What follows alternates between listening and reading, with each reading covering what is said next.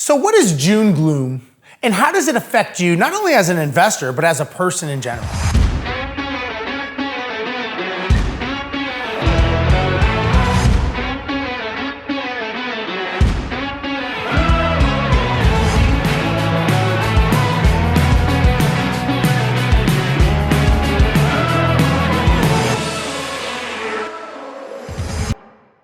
Well, look, we all know that in the beginning of the year, this is when everyone's excited. If you go on social media, everyone's doing these social memes and they're saying all these positive things they're gonna do, and they're starting off the year doing this. Maybe they got brand new gym shoes, maybe they're working out, they got new headphones, they're doing their I am statements, they're doing their journaling, everything's gonna happen, they're gonna conquer the world. Well, what I've noticed is that when June rolls around, you don't really see those same people at the gym. You don't really see them doing their I am statements. I really don't see them on social media doing all these fantastic posts, and all the people that's congratulating them, they're not even there holding anyone accountable. So what happens to everyone in that 6 months? It's only, 180 days that happens? We're in June, we're halfway through the year. You may not be reaching your goals, and maybe February and even March is when you started to see the fade. And what happens in June, and how do you recharge those energies, right? Because at the end of the day, the end of the year is coming, whether you want it to or not, right? Those goals are going to be hit by someone, maybe not by you, but they are going to be hit. The question is how can you re-energize yourself so that you can hit those goals? First thing you got to do is you got to make those goals back to be relevant to you. One of the things I would suggest is wherever they are, if you don't even know where they are, rewrite them, put them where you can see them every day. Maybe on your bathroom mirror, maybe on your refrigerator.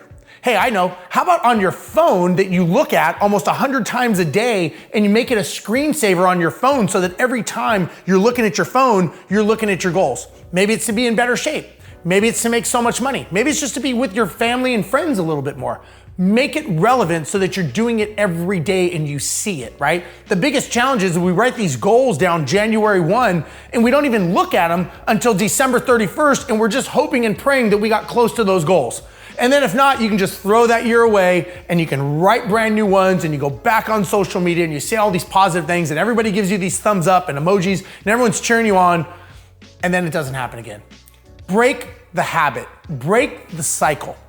One of the things I've learned that a lot of people that I coach and mentor is I was taught when I was first learning how to create goals is I would write a letter to myself. So in January, I would write a letter to myself dated December 31st, the end of that year. And what I would say is I would be talking to myself of all the things that I accomplished during the year. I made another $1 million in real estate. I had a great family vacation with my family. I was able to spend more time than I've ever spent. You talk about things that you want to accomplish as if they've already happened. You're telling yourself a story looking back. And what you do is what happens is your reticular activating system, which is a filter in your head, your brain will actually start looking for those things to happen. Because your brain is a supercomputer. It knows to only process what you're thinking. So if you're saying you made $1 million in real estate, all it's going to be doing constantly, your subconscious is going to be looking for how it can make you those $1 million, right?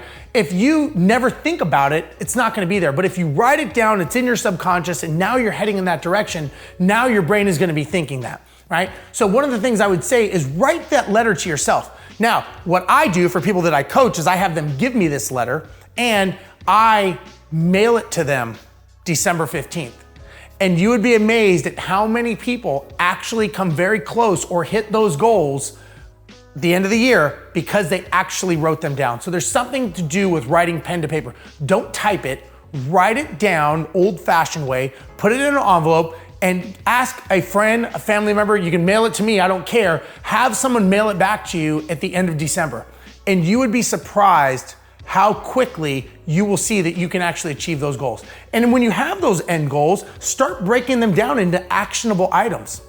So for example, if you want to own $1 million in real estate, maybe by June, you need to have $500,000 in real estate, right? Kind of common sense. So what does that mean? That means in Q1, maybe you have to have $250,000 so that you can do in Q2. So if you were to look at Q1, right, in January, what do you have to do the first quarter in order to do that? Maybe you have to start looking at deals. Maybe you have to learn how to get your conversion rate up. Maybe you have to learn to look at certain real estate transactions.